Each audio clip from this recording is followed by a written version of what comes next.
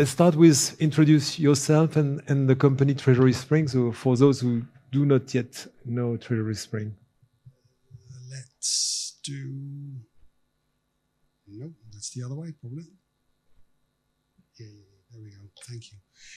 Hey, thank you, everybody, for being here. And it's amazing listening to the sessions so far, the competing pressures on treasurers, but also the interlinkage between the various disciplines.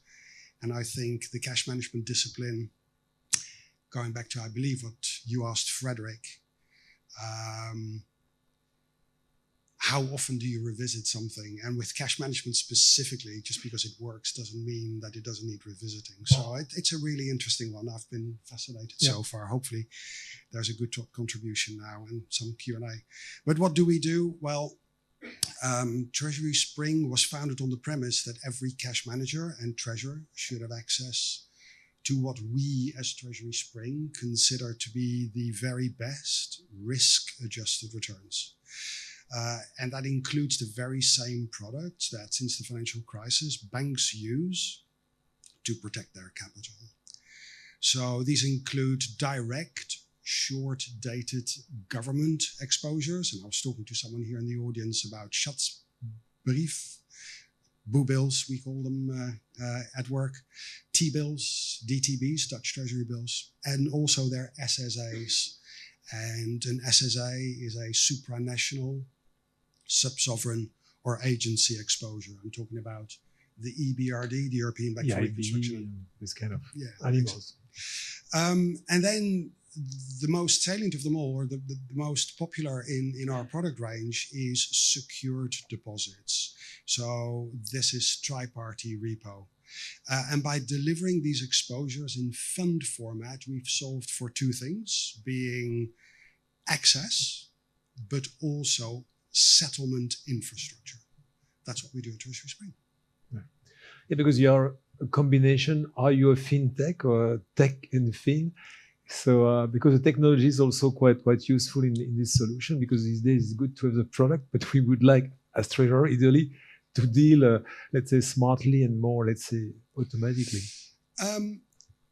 I may be an exception in the company, but I think, or I believe nowadays, that the technology we deploy, it's a web page, is the delivery mechanism of a plethora of these, what we consider really secure capital market instrument exposures. So yes, we are a fintech, but the tech, to me, plays a much smaller role than the financials, the capital preservation products that we show our clients. Yeah. Last summer, we had a conference on the asset management, the short-term investment. We wanted to talk about the risk, counterparty risk, because it was a real issue after the spring 2023. Yeah. So people, let's say, suddenly remember that a bank counterparty could be go default and go bust. And very quickly, what was a new element, we knew that it could happen, but that fast, it was a surprise. And so a lot of our members were really concerned, okay, should I revisit my asset management policy, etc.? So maybe a first question for you, what is the difference between a deposit or a bank deposit that is, by the way, very often dealt manually by a lot of members, and a secured deposit? That question actually segues really nicely into where I stopped before. So where we solve for access and the settlement infrastructure. And maybe I did come prepared. Yep. There we go. Okay. So on screen here is just a typical unsecured deposit. So what's the difference between a secured and unsecured deposit? When placing a deposit with a bank, and the word deposit is somewhat misleading, and I love my languages. I'm a Dutch national, speak several languages, including English clearly, but it sounds really nice and fluffy, but literally what you do is you hand over cash to your bank and you expect that capital plus a return to come back after the term. Now, your bank is a leverage machine. It's basically being deployed by the bank to make more money than the return it pays to you, right? It leverages it, it keeps the profit, and it pays you the return. And one of the mitigating factors that banks deploy when lending to you individually, your mortgage, your house becomes your collateral, or to you as an organization, they very often ask for a lien on something, or they take charge of an asset. So an unsecured deposit, basically, you lend money to a bank completely naked. Now, a secured deposit, now that's where I think TreasurySpring comes into its own. There we go. And if there's questions about the slides, please do ask them at the end of the session. Perfectly happy to go through it. But a secured deposit requires the bank you place your deposit with to post a pre-agreed basket of high-quality collateral with a third party. And that party is called a tri-party agent, and you will have all heard of them. They're the likes of Euroclear and Clearstream, and there are several others. In fact, there's only 4, but there's 2 others. And I touched on it earlier. Since the financial crisis, no self-respecting bank will lend to another bank on an unsecured basis. It just doesn't happen anymore. However, other than banks, it's only the very largest corporate treasury functions, think of the FANGs, that actually deploy repo or secured deposits. So you as a corporate lender in a secured deposit can, and that's what we have solved for, receive high quality collateral as a security against your loan. You're literally lending money to your bank to leverage it further. And this tri-party repo is then valued, or the repo, the collateral is valued a number of times a day. In the TreasurySpring scenario, it's valued 8 times a day because there's a haircut. So say you take just government collateral for which there's a market standard 2% collateral haircut. 8 times a day, it's marked to market to ensure that what you have as collateral has the value of the nominal amount of your money. And the reason, coming back to why only the very largest cash managers deploy this or can deploy this, is there are incredibly high barriers to entry. It's expensive to set up. It will take a legal team the best part of 9 to 18 months to set up. It's expensive to do it with your bank. The AML and KYC costs add up into the tens of thousands of euros, dollars. And once you're done, you still don't have the internal operational infrastructure to, for example, value and or to even action, in the case of a default, the sale. So the TreasurySpring solution, the secure deposit, provides you with an option to also remove correlation. Because if you've got a basket of high quality government assets and something happens in the financial markets, there's a financial crisis, it's completely uncorrelated.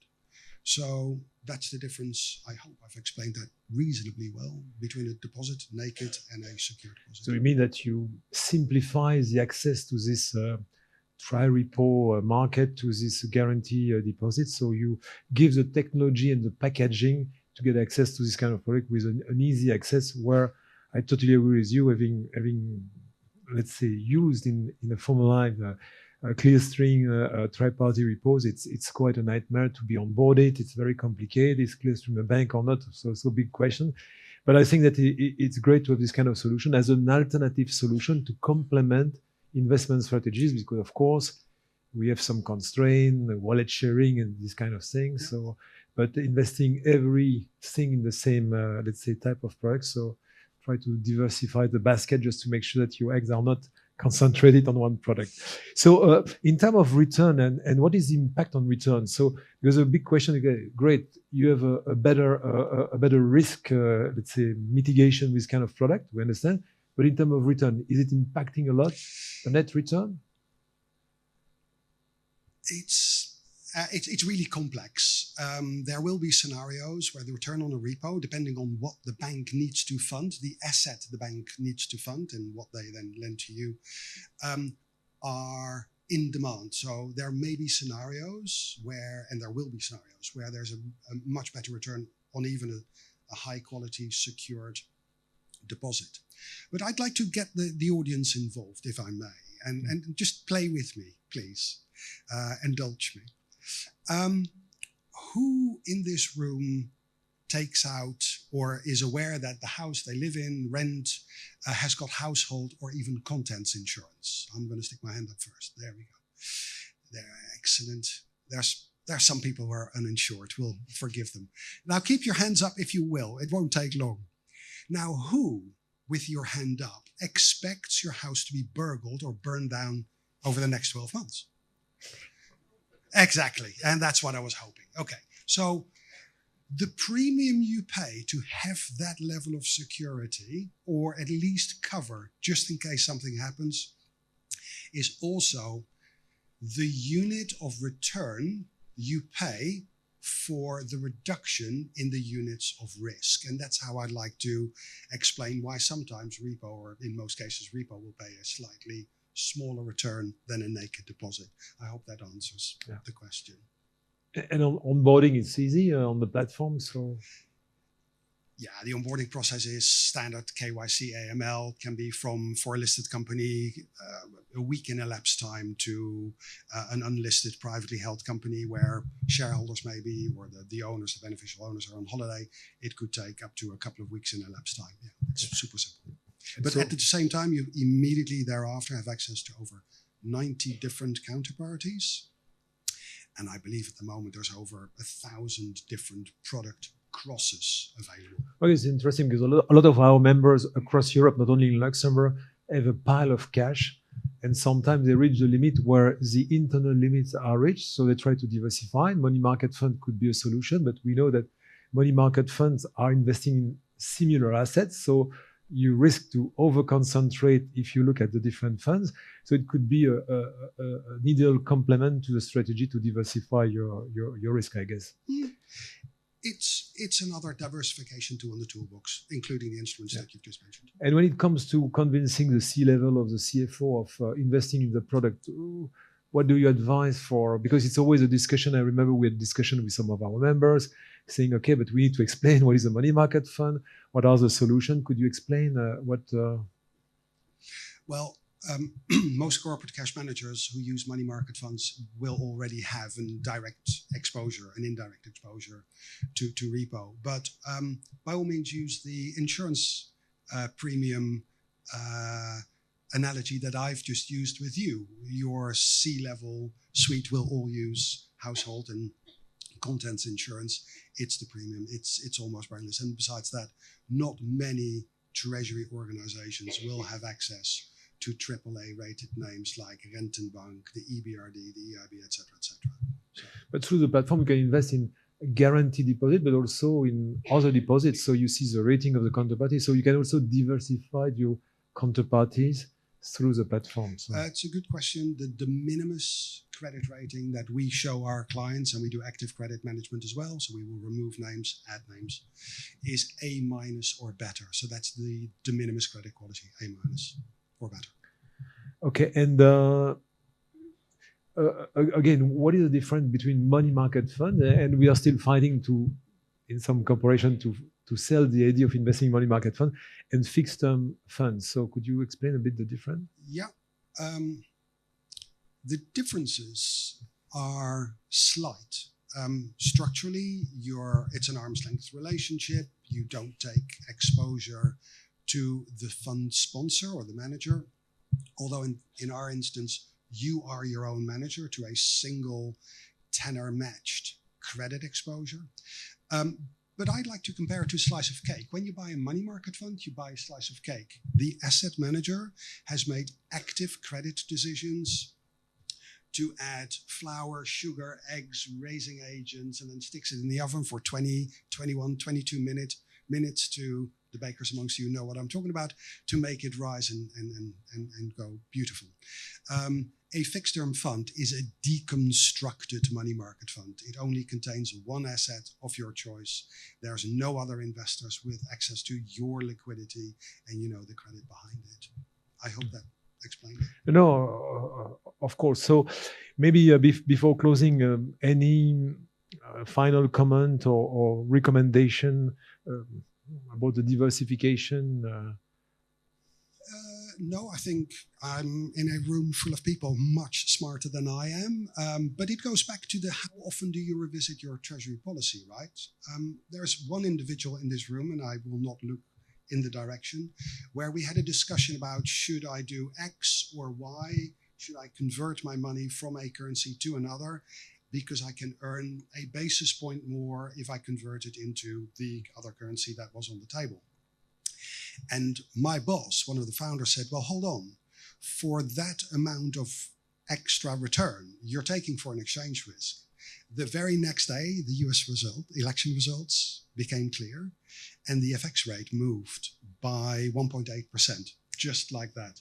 And all of a sudden, on the amounts of money that we were talking about, there was a very, very multi-tens of million euro difference. So do you manage the lifeblood of your company, your cash, for capital preservation purposes, or are you rate traders? And that's really where I want to leave it. But it's clear that you're covering the 4 or 5 major currencies. There are 7 currencies, including 7, the major one. Yeah, there's Polish zloty, we've got South African rand. There's some really weird ones. I mean, Swiss franc, yen, GBP, Canadian dollar, US and euro, of course. Okay. Absolutely. Thanks a lot. So they will be there. They are close to the entrance. So if you want to have more detail, come and talk to Arjan or his colleague. So thanks a lot, Arjan.